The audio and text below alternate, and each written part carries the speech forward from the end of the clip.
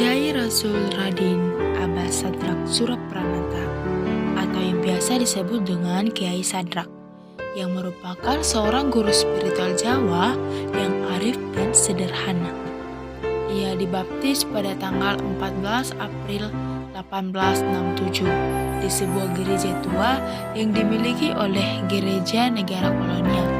Sadrak menguasai 4 bahasa, karena ia bukan saja bisa berbahasa Jawa dan bahasa Indonesia, melainkan juga berbahasa Arab dan Belanda.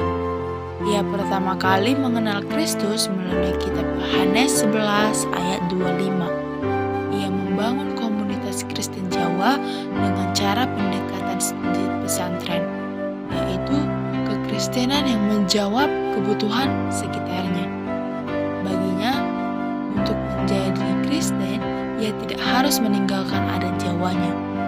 Adanya tradisi adat Jawa tidak menjadi penghalang untuk mereka beribadah. Akan tetapi, dengan tradisi alat musik, tarian, dan pakaian, mereka dipakai untuk memuji Tuhan. Kekristenan yang dihayati oleh Kiai Sadrak ini ialah kekristenan yang tidak membuat orang terasing dari daerahnya sendiri.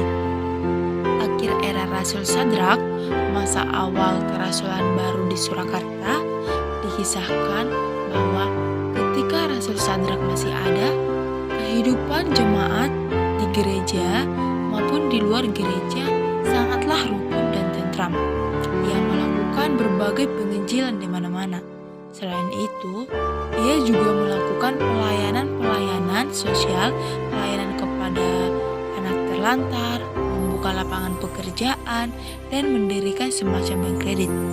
Namun, keadaan itu berubah ketika Rasul Sadrak sudah tidak ada lagi.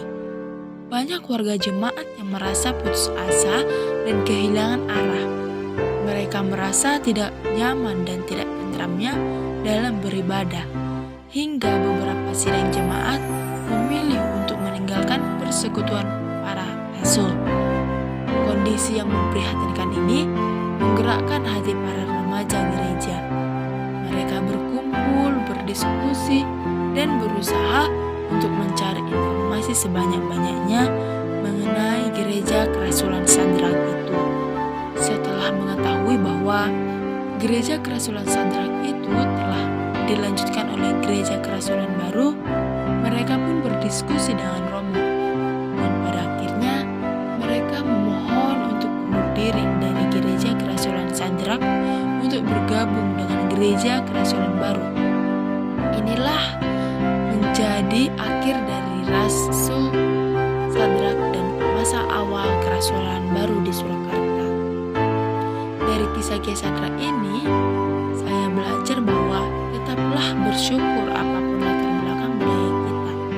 Gunakanlah tradisi budaya itu untuk melayani Tuhan, dan kita beribadah kepada Tuhan harus dengan kenyamanan